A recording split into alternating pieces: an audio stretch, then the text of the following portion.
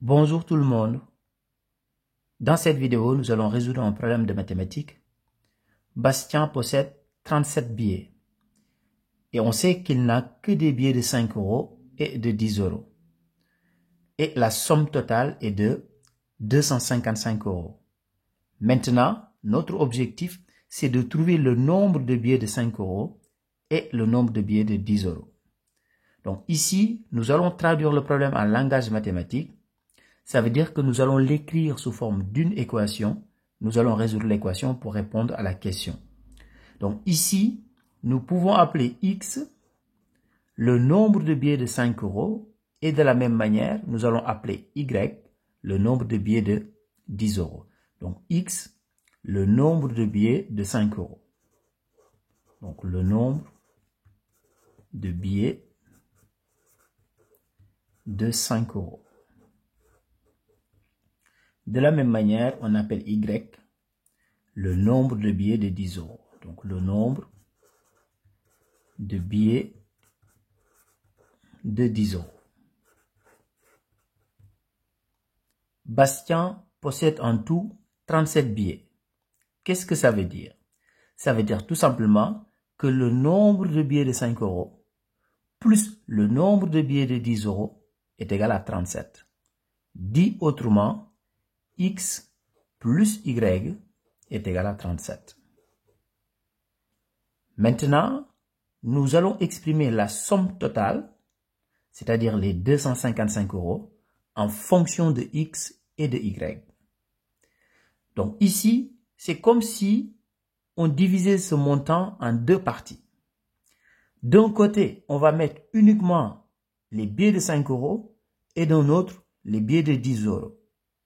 Donc maintenant, si on veut calculer le montant que représentent uniquement les billets de 5 €, on va faire tout simplement x fois 5, parce que x, c'est le nombre de billets de 5 €. Donc si je fais x fois 5, je trouve 5x. Donc 5x, c'est le montant que représentent uniquement les billets de 5 €. Maintenant, je vais ajouter le montant que représentent les billets de 10 €. Donc, y, c'est le nombre de billets de 10 €. Donc, je vais faire y fois 10, ce qui est égal à 10y. Donc, 10y, c'est tout simplement le montant que représentent les billets de 10 €. Donc, si je fais la somme des deux montants, le montant que représentent les billets de 5 € plus le montant que représentent les billets de 10 €, ça me donne tout simplement la somme totale, c'est-à-dire 255 €. Maintenant, notre objectif, c'est de trouver x et y. Ici, nous avons deux équations, donc la première et ici la deuxième. Donc, au niveau de la première équation, je vais isoler x et je vais le remplacer dans la deuxième équation. Donc, ici, j'ai x plus y égale 37, ce qui veut dire tout simplement que x est égal à 37 moins y. Donc, le plus y dans le premier membre, je l'ai mis dans le second membre, ça devient moins y. Maintenant, au niveau de la deuxième équation, je vais remplacer ce x par 37 moins y. Comme ça, je n'aurai que y comme inconnu. Donc, 5x, je vais écrire 5 facteur de, donc je remplace le x par 37 moins y. Donc, plus 10y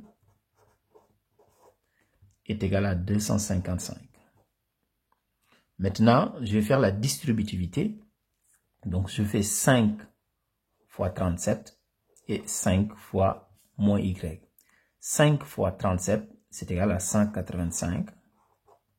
5 fois moins y, donc moins 5y.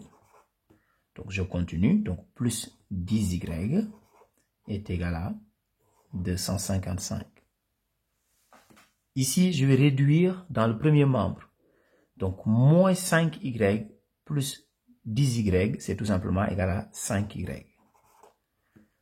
185, je vais le mettre dans le second membre. Comme ça devient moins 185. Donc, 5y égale donc 255 moins 185.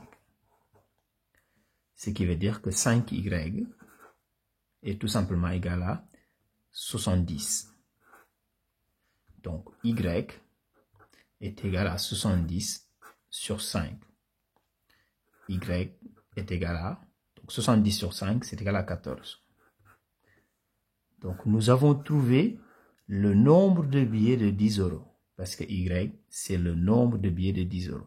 Donc, ça veut dire qu'il y a 14 billets de 10 euros.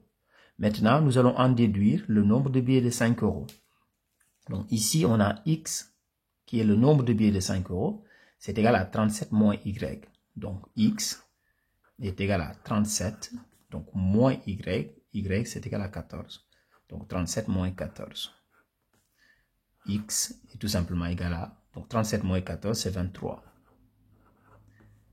Donc, il y a 23 billets de 5 euros et 14 billets de 10 euros.